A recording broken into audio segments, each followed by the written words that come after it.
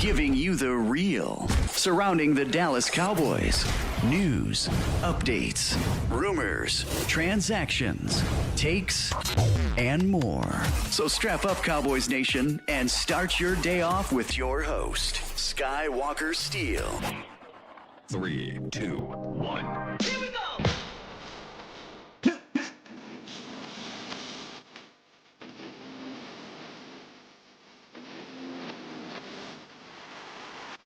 Good morning, good people. Welcome to the Skywalker Morning Show, streaming live on YouTube, and of course, I am your host, Will Skywalker Steele. Boom! You see that gentleman right there? That is El Jefe, a.k.a. Jeff Cavanaugh of DLLS Cowboys, and a good friend of mine over there. So y'all give a warm welcome to my brother. How you doing, Jeff? How you doing? I'm doing great. I'm clicking buttons on YouTube because my thing got confused. Click, clap, click, clap. We'll Okay. get it figured out, Jeff. I got two different things. One says upcoming and one says it's live now. So I'm adjusting the things in the live now and deleting the one that says upcoming. We got problems, but we're great. We'll work through it, Jeff. We're get through live. it. We're live. We're live, and I feel like everybody is ready to hear a lot about what we got to say about these here Dallas Cowboys, who, breaking news last night, or yesterday, I should say, made the big trade for Micah Parsons going to Green Bay. And as you can see in the thumbnail, packed up. They packed Micah Parsons up all the way to Green Bay for Kenny Clark and 2 first-round picks. A lot to discuss. We're going to try to jam-pack it here in the next half hour or so with you and the nation. So appreciate y'all for coming through this morning. Jeff, you still figuring things out? We good to go? No, I think I'm squared. I'm squared away. I'm getting rid of the other one. The one that's working is working. Okay. So here's this. I'm going to tell people a secret. Okay. See, Sky runs a premier and professional operation. And I don't know what the hell I'm doing other than making words. And so I just had to click through some things and figure out why there's multiple things up here. And one of them's not going to exist and one does exist. But if there's people waiting for the one that says it's going to exist, Get that out of there. Bad boy, you know? Got to get that out of there, man. One that says upcoming, we're going to click that button. We're going to go edit, not edit. We want it to die. Yeah, we want to get out of it. Delete forever. Yeah. Goodbye. Now we're ready. Now we're rocking. Ready, we're doing one thing. Yeah. Hey, appreciate you and all the work you're doing over there with DLS, and of course on your channel, Jeff Cavanaugh. Please go over there and support and subscribe if you haven't, which what you're doing if you haven't, man. But let's get into it, Jeff. I have friends and family hit me up, right? And you're a Harrisburg man, aren't you? I'm a Harrisburg man. So I have friends and family Micah. hit me up, and they said, hey, man, you know, how'd you feel about, you know, what went down, Jeff? And this is all I thought about. You know.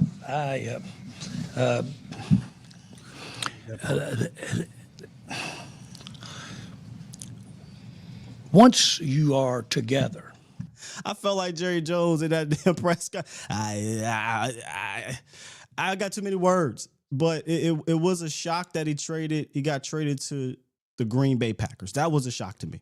It wasn't a shock that he got traded, but the Packers of all places, Jeff, the team that's whooped your ass in the playoffs the last 3 times, other than the 49ers, that to me was like, whoa, what, why? And I had a heated, passionate, emotional reaction to that yesterday about the Packers in general. But your thoughts when it happened and went down? I mean, I still think it's pretty shocking. Like you don't see the best players in the sport in their prime get traded very often. That doesn't happen very often. I saw my buddy Justice Mosqueda was like trying to go through. He's like, how many times have we even seen this? Like we've seen great players traded, but great players that are still young and like entering the prime. How often do we get this? Mm-hmm. 5 times ever? It is crazy. But I was the one person at DLS. I made $3 off of this. I was the one person that as of the last week, I was like, no, like Jerry's in a legit weird Jerry place where like he is now really dug in on having his feelings hurt. No. And my bet was just that there will not be an extension done before. So technically maybe I lost because he did get one in Green Bay. But I do think it's shocking. I think it's hugely shocking because I don't think it lines up at all with any sort of plan. That was my thought yesterday too. I have this thing on my channel where we just do shit. I don't think there is a legitimate plan that starts from, hey, January, we're doing this from January to December, or hey, we got a 3-year window or 5-year window, and this is how we want to move.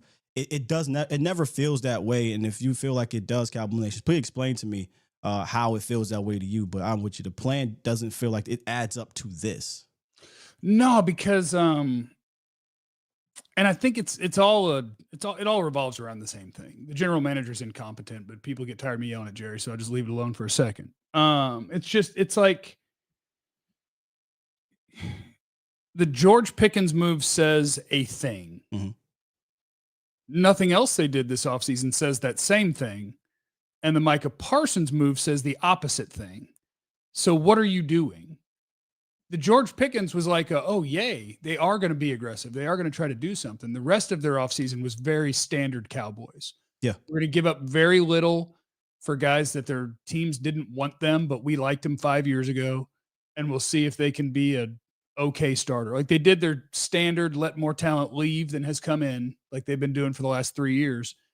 And then the Pickens one was like, oh, okay, let's go do something. And then with Micah, if you just follow his whole timeline, none of it makes sense.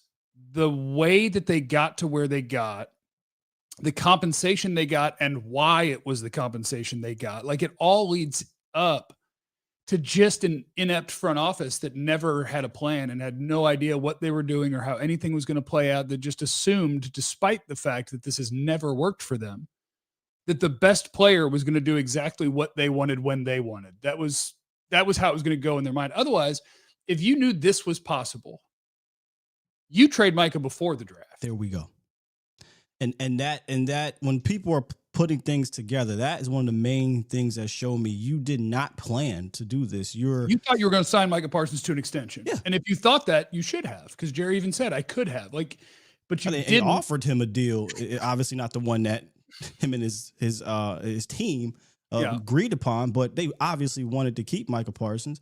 But the minute you believe that, because there's a possibility, and he says in his presser, which again, take a lot of this either way, with a grain of salt. Yeah, we talked about a trade possibility, early in the offseason, but we didn't talk about it with anyone else. Todd Archer got him. I don't know if people caught so Todd Archer asked him during the presser, like, did you guys in April, like, why wasn't there any consideration, in April about this, or was there? Did you talk with other teams? When he said they didn't talk with other teams, he was like, well, we were talking to Micah in April. Like, we're going to get an extension. And Todd was like, yeah, that was the beginning of April and the draft is at the end. And Steven goes, and Jerry goes, he goes, one day, we're talking about one day. The day before. And he's like, no, I'm talking about 4 weeks before. But like, they didn't have a response because they think that somehow, despite the evidence of every good player they've ever had, like, I think there's a big part of it that is Jerry, Steven, the Cowboys front office, they are exhausted of being considered the team that gets their ass whipped in negotiations, because he that's said as Jerry's much. pride and joy. His pride and joy is that bit, the whole thing. He loves it, right? And so I believe that they're absolutely fed up with that. And so, like, they might view this as, and we've had enough, we're trading this guy. He still whipped your ass, just in a different way. You still lost. You got a way lesser return than you could have if you had done this at a right time. He got every dime he dreamed of on the shorter deal he wanted on a better football team. I was about to say, it was a better organization. So, I mean, him and his team got the better end of the deal for them personally. Yeah, the Cowboys lost again. They lost again. And we'll get to it, because I don't want to be, because we're football men. Yep.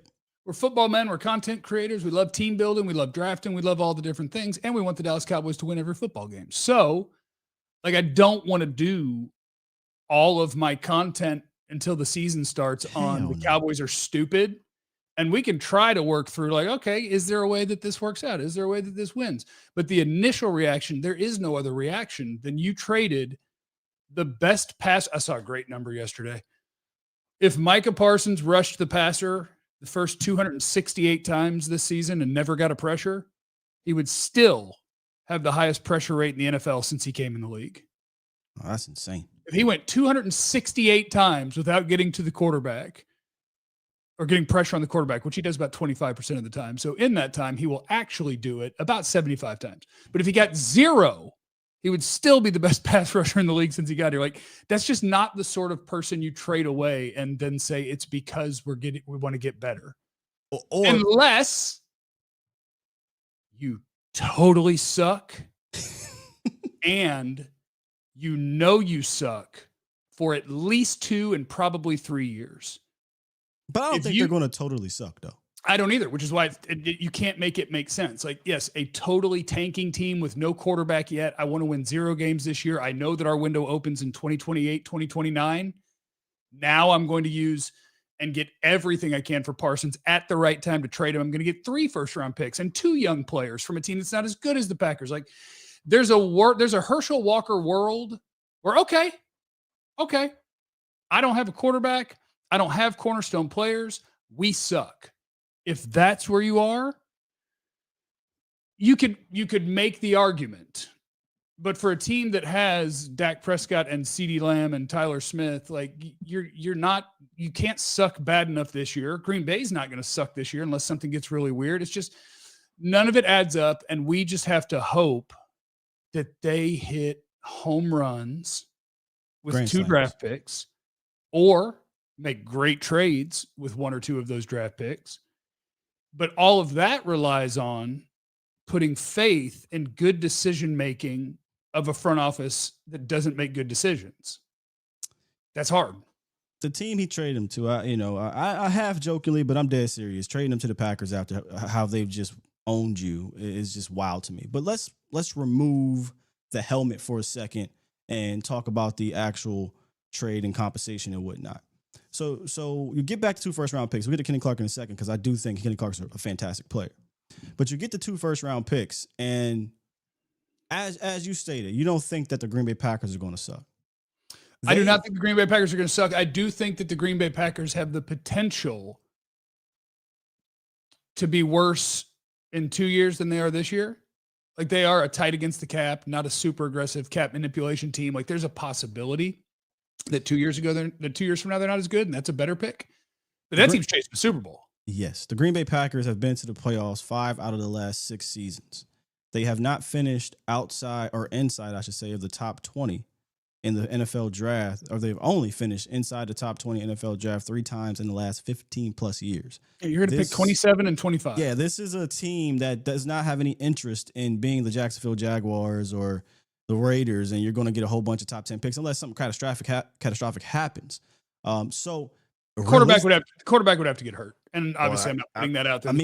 But Jeff, that happened last year, and they won like 3 games without. That's true. I mean, that's true.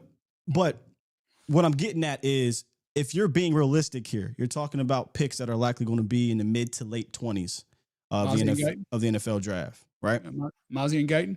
Mozzie, Guyton. I mean, you could argue Tyler Smith as well was there, Travis Frederick or what have you. But at the end of the day, it's not this blue chip pick, which is all the reason why I was dumbfounded that you traded him to the Packers, because this is not a piss poor ran organization, and it's not a piss poor team that's going to finish with a high draft pick, barring some crazy foreseen situation. Now you could say, well, Sky, this could happen. Yeah, sure, anything can happen. Anything can happen, but all we can go off of is the data. And the data suggests that this team is likely going to be picking in the 20s. Well, and I just wanted to throw this out there because I was reading it yesterday because I had to do some research, because Brian Broaddus had mentioned to me yesterday something about the Packers organizationally, and so I went and looked up an article from, I think it was May. And if you want to pick a team that is the most desperate to win at football this year, it's the Green Bay Packers. They're number 1 because their president said 2 things this offseason, hand in hand. 1, the head coach and the GM are not getting extensions this offseason. 2, he doesn't believe in going into lame duck seasons. So they have a head coach and a general manager with 2 years left on their deals, with a president who has outwardly said there is no extension now, and I don't believe in lame duck, which means Matt LaFleur and Gutekunst, yeah. Both of their jobs are literally on the line today. this season determines, are you getting an extension this offseason or are you getting fired? Because I don't believe in lame duck seasons. I think it's bad for the organization. It sets you up to fail. And look how you're they moved. also not deserving of an extension today. This season determines the outcome of the head coach and the general manager of that football team. That's what leads to aggressively trying to win. And when the owner GM doesn't have any of that, yes, you get the Cowboys. Yes. I was just about to say, and look how they move when you have that pressure. And that's everywhere. I mean, it happened with Howie. People don't realize Howie was on a hot seat. Even before the Super Bowl #1, he got demoted. And Chip Kelly took over, and that didn't work. So old boy Jeff Lurie gave him his job back. And then after the Super Bowl, they'd been on a hot seat a little bit, and that's why he got rid of the coach. And look what happened. So, yeah, pressure definitely – usually, if you're good, it from a general manager standpoint, it makes you same thing with the Rams. I forget his name, F them picks guy. Yeah, Les Snead. Les Snead was a bit on a hot seat a little bit, and he went out, got aggressive, and they win the Super Bowl. So, I mean, you see the formula. But our team's comfortable, baby. Team's comfortable. Yeah, our team's comfortable. Life is good. Net worth is good. It's all good. I talk about the picks though, because Jeff, I'm not interested. A lot of fans will agree and have said, "Oh, the Cowboys wasn't winning the Super Bowl in the next couple of years anyway." I mean, I get it, but if you're admitting to punting on the seasons over the next 2 years, your organization's not doing that. So you may have looked at it as they're punting, but the organization is not, because they re-signed the quarterback, they signed the wide receiver. They offered Micah the contract. So they're not looking to punt, but they're also not looking to go all in. So it's just a weird place to be. So for me, I'm not looking to punt. I don't care about a draft pick in 2027 that we hope eventually hits by 2029. So for me personally, package a pick or two and go get some dudes, not some Jags, not an okay player. Go get me some needle movers. Some hump, get you over the hump type players with these draft picks to help you win now, Jeff, which may be harder to do, but that's how I'm looking at it, Hefe. And again, I think that's the hard part, is that requires a belief that has not been earned by the guys who make the decisions, because you are in the wrong place for a total rebuild. And so what you're going to attempt, I would think, is the almost impossible in between. We are trying to do a retool without a step back that gets instant results. And I just don't believe in their ability to make all of the best decisions to pull it off. Is there a perfect combination of Kenny Clark's a good player? Kenny Clark helps your football team. Kenny Clark does not help your football team as much as losing Micah Parsons hurts your football team, but Kenny Clark helps your football team. If you flipped a 3 for George Pickens, I don't have the player in mind. Is there a way to flip the 1 for the right sort of player? But it's just like none of this stuff lines up, because Jerry and Steven at that press conference were over and over and over and over harping on something they've been harping on for 3 years now, which is run defense. And look, Micah being able to rush the passer, we feel like the reason we couldn't get, even when we were winning 12 games, the reason we couldn't get where we wanted to go, and there's something here, is because we couldn't stop people running the ball. Now, I would point out, Jordan Love may not have thrown the ball a ton of times in that game where they beat the Cowboys, but to get up by however many right away, it was Jordan Love that whipped your ass. Then they smashed you in the face. Same thing happened with the Saints. People don't realize last year the Saints they weren't running the ball great early in that game. They got up, but they threw the ball on you. But, and then we all remember it as it's because we can't stop the run. Well, initially, we can't. Your secondary got shredded. That's also true. Right. But so now the answer to your problems from the Cowboys front office is we can figure out how to rush the passer, but we can't figure out how to stop the run if we don't have the horses to do it. But you've known that for 3 years. And there are a lot of ways to add players to an NFL team. The fact that your answer to it was to trade the best pass rusher on the planet is not the right way to do it. And then I've got people who are like, well, what if Ezraku's ready and Ezraku can be a really good pass rusher? I'd be like, that would be amazing. You know what would be more amazing? if he got to do that with Micah Parsons on the other side. Like, it's just that. Or would be more amazing is getting that defensive tackle that you believe is critical, and we all believe is critical in helping the run game with the Micah Parsons. And that's what they went out and got the defensive tackle that we all been saying, hey, we need help at the defensive tackle spot. But no one thought in their right mind it would be with losing your best player. And it didn't need to be. It didn't need. It didn't need to be. I honestly think you could have gotten Kenny Clark with. Period. You could have traded for Kenny Clark with regular draft picks. You could have traded for Kenny. You've had 3 off seasons to do something, but you've been stuck on this. And I do think. I mean, and I hope even for those who are pro Jerry Jones front office and pro trade, I hope you're not buying the bullshit about the whole run defense thing, because you knew your run defense was bad, as you said, for 3 years, but we're not going to go 3 years. You knew it was bad at the end of the season. You knew it was bad in January, February, March, April. You didn't bring in the personnel to address that. You didn't. So don't feed me the BS. And the other thing that is also BS, it says, well, you can scheme up pressure. We talked about scheming up pressure. I'm like, do you not know your own defensive coordinator? This is dead serious. Oh yeah, you mean Mr. Rush 4? Do you not, Joneses, know your own defensive coordinator? That is not his MO. Has never been his MO. He's not a guy that schemes up pressure. He's a guy that actually does the reverse, Jeff. Yeah. He schemes up run defense. Because what they're trying to do is fit their new words to what they've already done. Yeah. Because you can't explain what they did, because what actually happened is the owner got butthurt. And I want to shout out to Stephen Jones. I'll probably never do this again in my life. Okay. I want to shout out to Stephen Jones one time. All right. Because, and I warned you about this before, like, I don't like how much I talk bad about Jerry Jones, but it's just he is the biggest issue, and so I can't stop myself. And I'm so sorry if you love. I have a rule for me. Once the season starts, I don't care. I don't talk about the front office because that's great. We have to overcome it. That's great. That's my thing. Like, I don't talk about it because we got to overcome it until trade deadline. Then we got to talk about it because they got to make a move. But I want to shout out to Steven, because like it's like it's a sensitive real life topic, which is like, so you kind of joke about it, but you're careful with it. Like, Jerry Jones doesn't know players' names. He's 82 years old and the best player on his team. He can't say his effing name. Like, and Steven finally at that press conference, like, said it in all caps.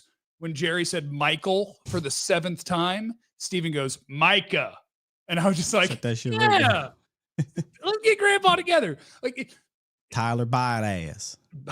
Boy, Steven don't know that name either. And it's just, I want the Cowboys to win. They're my team.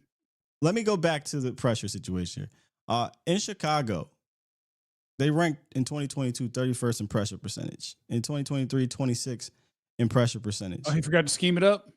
That's not what he does. So I was just so I was very dumbfounded with him saying that in regards to, oh, well, we're going to mitigate losing Micah with pressure percentage. And look, the depth of the defensive line room is extremely attractive, in my opinion, when Micah's in it. That was the whole point of the depth. I had this conversation behind the scenes with somebody else, like, I'm excited. I think this has a potential to be an elite pass rush because you have the best guy rushing the passer with depth behind it. I still like the pieces, but now they're just pieces that, okay, I'm hoping, all right, Sam, I really wasn't relying on you. Whatever you gave us was a bonus. No, dog, need you now. All right, Donovan Izarako, really wasn't relying on you. I was just hoping you could be a designated pass rusher. Nope, we need you to. You got to be the guy now. Dante Fowler over the last, 5-6 years of his career has been nothing but a designated pass rusher. And I was fine with that because you know what I mean? You got Micah Parsons in the room. No. Dante, you're going to have to be a 70. You're going to have to play on first down like 75% of the time probably now, right? I mean, that's your starter now, right? He played on first down, early downs, Jeff, 44% of the time. Nealand? I mean, and not like. Well, Nealand was always going to be your starter as that run guy, but I'm talking about the pass rush aspect. Nealand. Oh yeah. You're going to be Ezeraku and Fowler. Ezeraku, Fowler, and Sam. Sam inside. I don't know.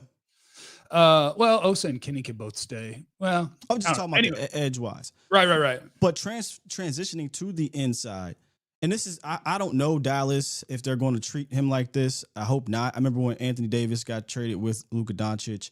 There was a huge uproar, and people didn't like Anthony Davis. Anthony Davis was a great NFL or NBA player. But then you got the Anthony Davis experience in that game with the injuries. Yeah. There was legitimate concern about that part, but the actual play, he could play. This is the same thing in a sense with Kenny Clark. He's legitimately a good player. Like I don't want people to bash him, and I'm not going to bash him in that sense. A 10-year veteran coming off of a down year because he played with a foot injury. I think it was a bone spurs he had. He was dealing with a bunion, I think, in bone spurs. Hopefully, he jacked up a toe on a field in Brazil. Yeah, hopefully that doesn't follow him. But Kenny Clark is going to improve your interior. Kenny Clark next to Osa Odighizuwa is going to be fun to watch. He's more of a pass rush specialist, but this dude's a terror that can also be good in the run game. Let's kind of talk about him real quick, if you will. Very active, right? I mean, you're talking. I watched your notes. Yeah. I'll talk about what I saw. Very active guy. Because I'm up. You know, I knew about Kenny, but you know, when you trade for him, say, all right, now let's cook up this film. Yeah. And you see a dude who can get after. You talk about a scheme fit. I think this is a scheme fit for Mike for Flus. Yes. In regards to interior.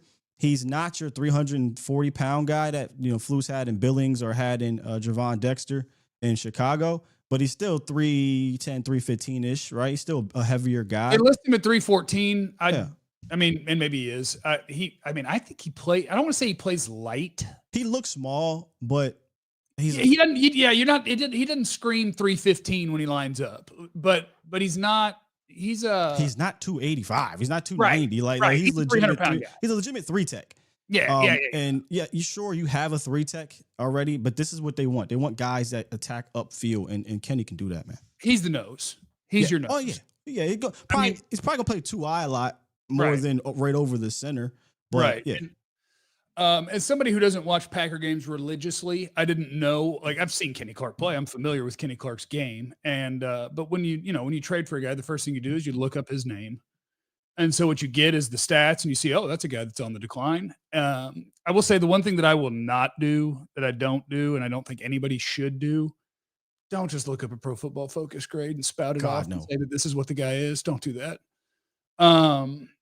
And so I turned on the tape and I watched 2 games of Kenny Clark last year, and the ones that I picked were actually Detroit and Detroit.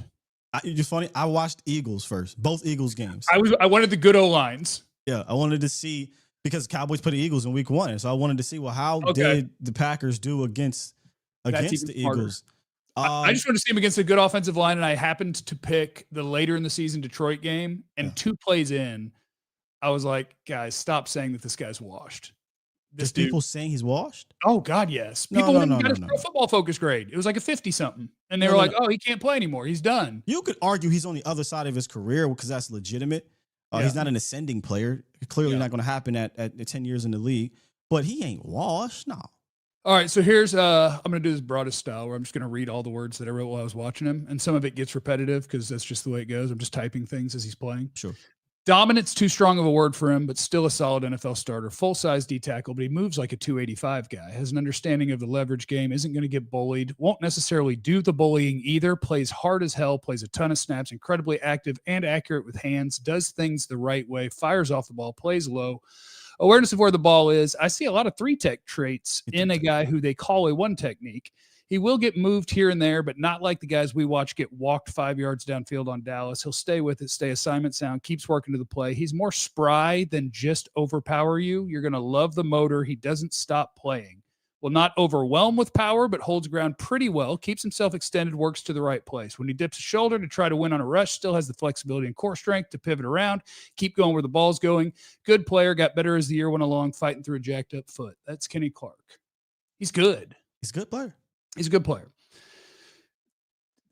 He's a good player. It's just hard because it's like Micah Parsons is gone. You got a good D tackle. Yeah. And I think you've corrected your D tackle mess. I don't think I don't want to turn this into a Mozzie Smith show, but I did find it fascinating that Coach talked about the 46 with him. Now with Kenny Clark in the room, you hear how he talks about Perion Winfrey. I don't know that he dresses on Thursday. I don't know how he dresses. Yeah. I mean, how? Solomon Thomas, Osa Odighizuwa, Kenny Clark, Perion Winfrey, and they're probably going to roll with that's probably it, actually, now I think about it, because they're going to probably play some of these guys on the interior from the edge when they want to rush the passer. I don't know if they're going to dress 5 defensive tackles. Will they play Toya? Did you say Toya? Will they play Toya? I didn't, because I don't know if they'll put him on a 46. And did you say Mozzie? No, that's what I'm saying. I don't know how why would he dress I don't know. you literally No, have 4 defensive tackles that are better than him in front of him. The Yeah, fifth defensive tackle is not going to see the field that much in a No. game. No, he won't. And he's not like a 6'7" guy you put on special teams that can block kicks. No. So I think this is their admitting that, okay, yeah, this is not our guy of the future. And Kenny Clark is going to be the man's upgrade, and let's roll. What I found fascinating, if you don't mind, while all this is happening, to clear spots for certain players, instead of saying, okay, we wash our hands here with that position or somebody in that room, they waived Ryan Flournoy. We got 4 receivers, baby, and one of them's a bit player. Look, you can try to put lipstick on a pig for a lot of these things. I have nothing. I don't know why they did this. Hopefully he'll clear waivers, right, and get him back on the practice squad.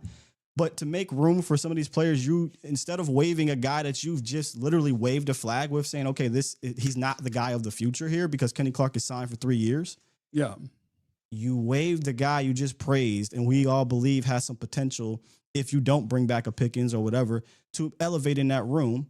You waived him, and you have 4 receivers, and one of them is a 5'7" or 8" receiver that does running back things. So it just The Flournoy one situation. It's interesting, the Flournoy thing. I would say I did a little tiny research project the other day. Wide receivers who get waived at cut down day, you're almost always safe.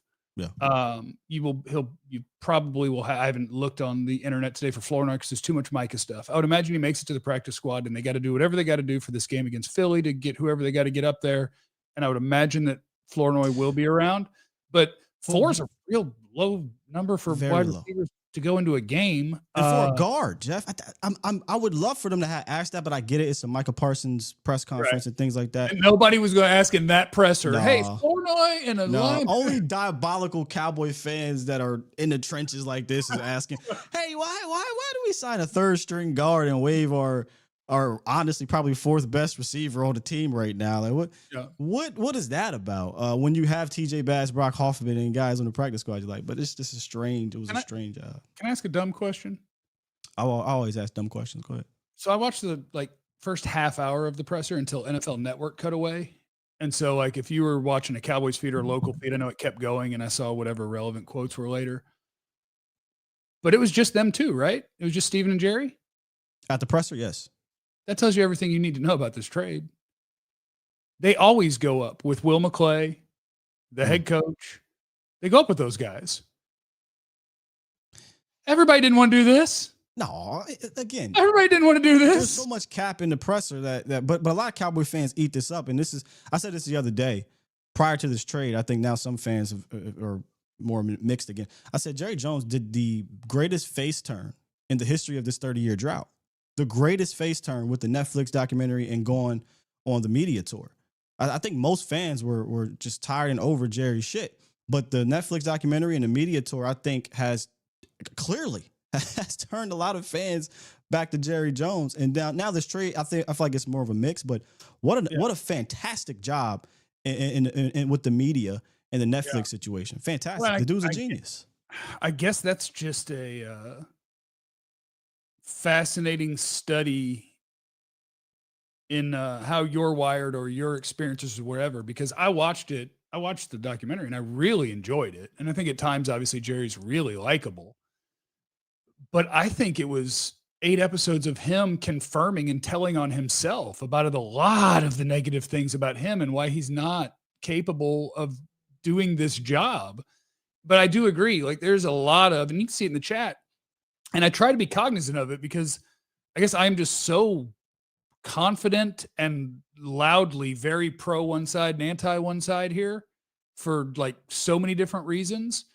I'm really surprised the amount of they had to do this. Micah's not worth it. One dimensional. What about the Green Bay game? All of these different things. When I take all of those and I put them in the other bucket, Micah Parsons is not the problem. He's the biggest part of the solution to winning. But if you take 4 years of being the best pass rusher on the planet, play in and play out, if you take a guy who, when he's on the field, they're the best defense in the sport, and when he's off, they're the worst, over the entirety of his plays as a Dallas Cowboy, his whole career, 1-32. And this is an EPA statistic he is talking about, y'all. So this isn't him just saying that is the EPA per play. When he's on the field, the Cowboys are really good defense. Over 4 years, if Micah Parsons is on the field for the Cowboys, they're the number one defense in EPA per play. The moment he steps off, this is inside an individual game. It's not like he's hurt. Plays on, plays off. 1 with him, 32 without him. Now, I get the case that you say, what if I want to take that stat and do this with it? I can't have it be that big of a difference. I don't have nearly enough good players. Then I'd turn around and find a different reason to be mad at Jerry, because you didn't maximize the value of even trying to get better because of how you went about this and when you made the trade and all that. But no, I see a lot of Micah negativity. And I guess somehow I'm surprised that coming out of the documentary, so many people took that pro Jerry and managed to become anti best pass rusher on the planet. Is he a perfect run defender? No. Is he a better run defender than everybody who says he sucks at it? By a mile. It's the amount of tackles for loss and chase down plays. Yeah, sure. If you are double teaming him at the point of attack, Micah's going to get overwhelmed at times. Sure. But pretending that Micah Parsons is a terrible run defender is a lie. It is. Like that's just made up. It's the echo chamber that people just roll with it. And now again, the face turn, right? Now Jerry is leaning into that. And people are eating this thing up. Ladies and gentlemen, let's be clear. This isn't a Micah problem. It's not even a Mozzie Smith problem. It is an organizational problem. They do not really respect run defense. They're trying to sell that to you right now to justify the move. I don't need you to lie to me. It's okay to move on from play. In fact, they have not done it a bunch.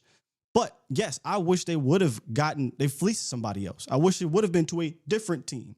And for those who keep stating, oh, well, Cowboys aren't going to be anything over the next couple of years anyway. Punt. Well, ladies and gentlemen, then it doesn't matter if you got Kenny Clark, if you feel that way, because Kenny Clark has 3 years left on his deal and he's going to be 32, 33 years old by that time. And he won't matter when all of a sudden these picks are going to matter. And you believe this organization is going to get aggressive, I suppose. So you have to understand the frustration of the process to me. You got to pick a side, man. Are you going to be the organization that is aggressive and go for the gusto? Or are you going to be the organization that is going to punt and start this whole thing over? They don't want to be either of those. And what happens is you get stuck in this hamster wheel, and then they try to gaslight you about it. I see past the BS. I see past it. So pick a damn side, front office, and go with it. If we're all in, show me that. This isn't an all-in move to me. It's a rebuild move, like a lot of y'all are saying. But then George Pickens is an all-in type of move. Signing Dak Prescott's an all-in. Quarterback's locked in. And he's locked in. What are we doing? We don't have a plan. But I will I do think that this is. I enjoy the reactions from a lot of different people. I like football from a lot of different ways. The people who know the people involved, the people, I'm a data nerd, but also a film. I like it from a lot of different ways. I think the guy who nailed what happened with this trade, do not pretend this is anything other than this. The reason they didn't get the compensation they should, the reason they didn't trade him when they should, the reason that they turned away their chance to sign him even with 1 week to go when Micah and David Mulligetta came back to them, comes down to this. Sky, I would imagine you're familiar with Don Van Natta. Don Van Natta is a writer at ESPN. Okay. Every time there's like the owner meetings and there's no one else in the room, Don Van Natta still knows every word that was said in that meeting.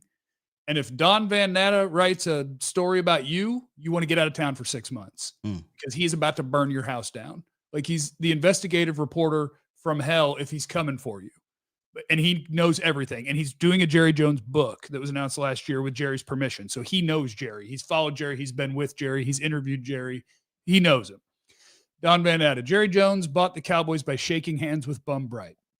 Micah Parsons committed to a contract extension with Jerry on a handshake. When Parsons reneged, Jerry decided Parsons would never again wear the star on his helmet. If Jerry can't trust you, you're done. I've had conversations with Jerry about the handshake deal with Bum Bright, the sanctity of it. It took weeks to draw up the paperwork, 2 months before the owners approved Jerry. Bright trusted Jerry. Jerry trusted Bright. It was an article of faith. He's old school. You break that with Jerry, and that's it. It's over. That's how this happened. Not we think our run defense is going to be better. Not that was our problem. Not Micah's not worth it. What happened is the 82-year-old who used to make deals a certain way in the 1980s thought he got around an agent and got something done. And then when he was told, right, call the guy who negotiates that, he said, oh my God, you lied to me? We had a deal. What happened here was a very old school person trying to operate in 1989 instead of 2025. And so now we hope they do the best they can with what they got. But that's why Micah Parsons got traded, not some other reason. It is not because he's not good enough or not worth it or whatever reason they want to give you. It's because Jerry decided the exact same thing he decided with Jimmy Johnson. You were not loyal to me. You're done. That's what happened. I think you're 100% correct here. And I mentioned this to you off air. And look, I'm not mad at Cowboy fans for this ire because we're humans and I feel like human emotions happen. What has happened, I think, within the nation is you've become numb to being angry at the one thing that has held this team back for 30 years. That has been the one constant. I think people have become numb to it. So as humans, we need to feel that rage. We need to focus our anger somewhere else to feel that rage and be upset so it can outwardly come out. So what happens? Tony Romo, you need that dopamine hit? That dopamine hit. Dak Prescott, you suck. Jason Garrett, you suck. Mike McCarthy, you suck. Shotty Hammer, you suck. Kellen Moore, you suck. Micah Parsons, you suck. CeeDee Lamb, you're not a wide receiver one. DeMarcus Lawrence can't rush the passer no more. Sean Lee, you're always hurt. DeMarcus Ware, get out of here. And yes, y'all wanted to get DeMarcus Ware out of here. I remember that. Went on to win the Super Bowl. Et cetera, right? All the hundreds of players that come in, we get a new dopamine hit of anger to focus it on. And the more and more it happens, the further away the one thing that continues to stick around and that continues to hire the coach and continues to draft the players and continues to not be aggressive in free agency and continues to not put the pride and ego aside and continues to not hire a general manager to put him on a hot seat if things don't happen and continues to run this thing like a mom and pop shop, that person stays and the distance of that anger fades away.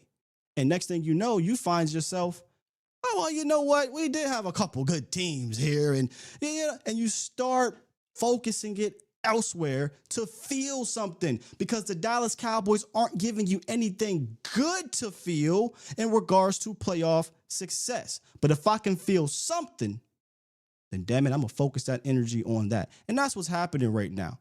And I just see past it. So the way I get by it, I allow Cowboy fans to say what they need to say about the Joneses, say what is in the front office. I feel how I feel about them. And my whole thing for years has been, hey, we just have to overcome it.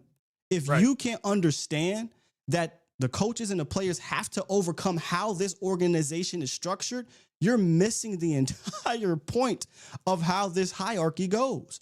So once the season starts, hey, y'all, it is what it is. This is what they put out there. We've got to overcome it.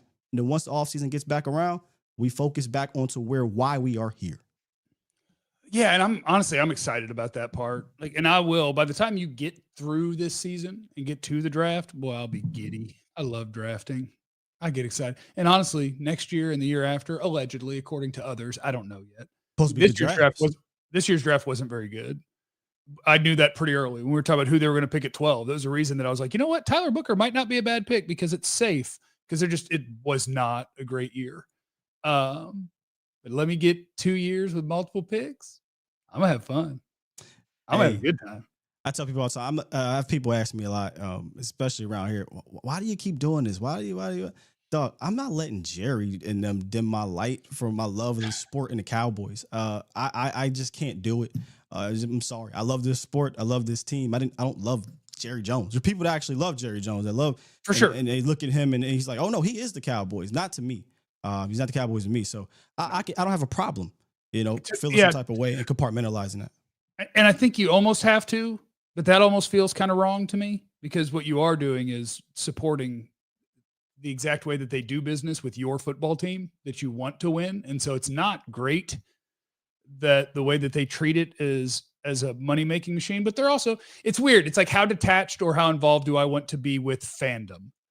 Because if your Fandom and your team winning and wanting to win and trying to win is what matters, you should despise Jerry Jones. If you want to back way out and just be a human and say, what if I were a business owner and I risked everything, and then what happened from it is I turned it into a really big success. I make a ton of money. My family gets to work with me. Like, it's a wonderful story for that person and their family. But if all you want is your local sports team to want to win, you should despise Jerry, because that's not the way they're playing it. The way, like, there are teams that is what they want. Jerry went from one end of the spectrum to the exact other. When he first came into the league, he was desperate to win, and he thought that that was what was going to help him not have to sell a team that was losing money. And then he found out that what really worked was playing up Hollywood. And he even said it in the documentary. He was like, ooh, now I found it. This is how we make money. It's the sponsorship. It's the visibility. It's all these different things. And he realized where the actual win is. And that's where he wins now. And I don't know what to do with that. Like, I don't cheer. It is tough I don't cheer for Jerry Jones. I want the Cowboys to win because I was raised in Dallas, Texas. So that is the team. I got into sports radio in Dallas, Texas. So it's the team I've covered. It's the team I've analyzed, and I don't want to change that. This is the team that I talk about. I mean, it's tough when you want them to do and focus on football things, when you hear your general manager and owner come out and say we're a soap opera 300. That's kind of embarrassing. Like, you admitting that your organization is ran as a soap opera, and when things aren't going great, you stir it up. And it's not talk. If it was just talk, you'd be like, oh, that's Jerry. It's not. You know, he's come out multiple times and said it. He's talking about how if they're talking about us, we're doing our job. Like, I'm sorry, I can't get over that. Like, we're doing our job if they're talking about, you don't hear the Chiefs, the Eagles, the Detroit Lions, the Patriots, the Colts when they were winning, the Steelers. That's not how they operate. The Packers, that's not how, they don't care about that, because when you win, you know what comes with winning, all that extra stuff. You know, I hear a lot, oh, well, players got to love being in Dallas because of sponsorships. Fam, Green Bay is the smallest town in the National Football League. Aaron Rodgers won the Super Bowl, and he gets discount double checks everywhere. I see Aaron Rodgers every other goddamn commercial. The world is smaller now. We do have the internet. The Cleveland Browns are the Cleveland Browns, and I saw Baker Mayfield on my TV every other hour. Yeah. So that's BS. And well, Sky, he can, real estate. Yes, all that's cool, but do you think these players don't have businesses outside of the Cowboys too and other organizations? So you can't feed these guys that BS anymore. You can't feed it to me, but if y'all want to buy it, you can buy it. See, I do think you can feed it to a lot of people. You can feed it to a lot of players still. Fair. I do think there has been benefits in being tied to Jerry in terms of real estate stuff and him helping you with businesses or whatever, and invisibility too a little bit. Like, I do think those things exist a little bit. I'm shocked the number of young, like, draft eligible players that are still starstruck and they want to be Cowboys. That's wild to me.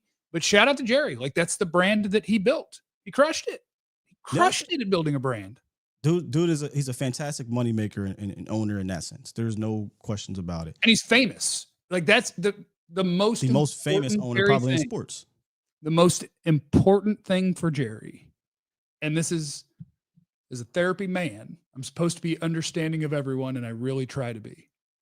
But it's a real big character flaw to have got to 82 years old. And what you have to be is the main character. That's a massive character flaw. But that's so. Jeff, let me ask you real quick. I know you got to get going here soon. Let me know what your heart out is. I'm good. I mean, just a few minutes or whatever. But gotcha. So I give you my opinion on what I would love to do with the picks. I know it's a weird area, because are you going to be able to get guys at this point in time to really help you out? I don't know if teams are going to be willing to do it or what have you, or you have to overpay and you're not really good in that arena. It's You've shown it's the wrong time to trade picks, especially. You've shown you're not that great in the trading arena. It is what it is. What would you do with said picks to help your squad out? If not this year, I want to know this year, Jeff. If not this year, at least for 26. I don't think anyone really quite cares about 27 because we're trying to win in this next 2 years. I think it's a wait and see. I think you've already got conspiracy theories that it's like, yeah, Arch Manning, 2026 or 2027. But even that is like, that doesn't work. I mean, anything like there is part of me that's like, okay, what if the whole idea behind this is it actually is the secret blow up where it's how are we going to get our next quarterback? And we need the draft capital to pull that off. And so why not prepare for that? But even that, let's say, just for fun, Arch Manning do we want to put him in this year's draft or the next one? I don't know which one he's going to be in. I know. If he wins the Heisman, I could see him coming out. Yeah, people with Texas are going to be like, no, he'd never come out. One. Yeah. All right, let's say, sweet, you now have 4 first-round picks over the next 2 years. The Saints go 2-15. I don't care how many picks you offer them. They need the quarterback. Like, so that doesn't work unless you're tanking. Teams at the top usually need a quarterback. You're not going to win that battle to trade up, even if it's a team that just drafted a quarterback and they suck. Fine. They'll go to team who has the second or third pick, which won't be you or Green Bay, and then extra picks from them. So like even they want to replace Dak. The dream scenario is that 2 years from now, you get, because this does happen. This happens like Pat Mahomes, Josh Allen, Somebody some like of that Lamar Jackson went 32. Maybe the one 2 years from now finds you your future quarterback in the first round. And a year from now, the year from now one is hard because I'd love to make this team better right now. But the Cowboys are the only dumbasses who think you're going to trade first round draft picks right now. Like nobody is going to trade you for a first round draft pick because they have no idea how good you're going to be. Like what is the value of these picks right now? Teams assume that Green Bay will pick in the 20s. With the Cowboys, they probably assume in the teens.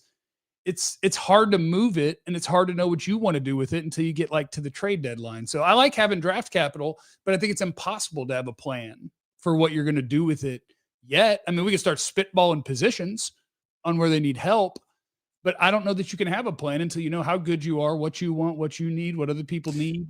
I think you can have a plan if it's part of your philosophy as an organization. We've seen it with Baltimore. We've seen it with Philly. We've seen it with Kansas City. Like these guys aren't afraid to wheel and deal, whether it's before the offseason or after the season, during the season. I do think that you can have a plan, but like I said, even the people that are holistically on that side, do you really believe that they have that? That they've shown you they have that, and they've shown they've had a good plan over the last 15 years or whatever you want to go. So, like I said, for me, I would like to move the players or move one, maybe not two, but at least one for a player to come in here. That would be what I would like to do. Right now, it's going to be tough though. Maybe a nice pass rusher. Hendrickson. But then guess what? I was just be talking shit. Yeah, maybe you need no, no, dead serious. I mean, what we talk about here? Yes. Because that's what you said it earlier in the show. And when I tell you yesterday, it punched me right in the face. I think it was yesterday because we were just spitballing the idea of if they were going to trade Parsons. I was the exact same way that you were when he existed on this team. I was like, well, their best group is probably their edge rushers. It's a good group. Micah, and then like I like Fowler, and I really like what Ezraku looks like. Sam Williams has potential, and like Nealand is a run player. Like you're going down this list, and it's like, man, I really like that group. You're like, all right, do it without Micah. And you're like, we suck. That changed everything. No, I wouldn't say we suck, but it's you have a bunch of rotational dudes. Yeah, you're lying to yourself if you feel the same way about it.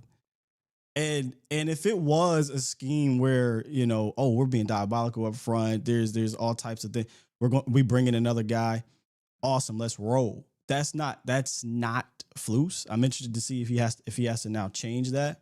Did you see the Green Bay? Did you see the number on Micah Parsons when he lines up as a mugging linebacker? It's unbelievable. I don't love PFF grades. I just thought it was funny because they will put the linebacker up in the front and then blitz him.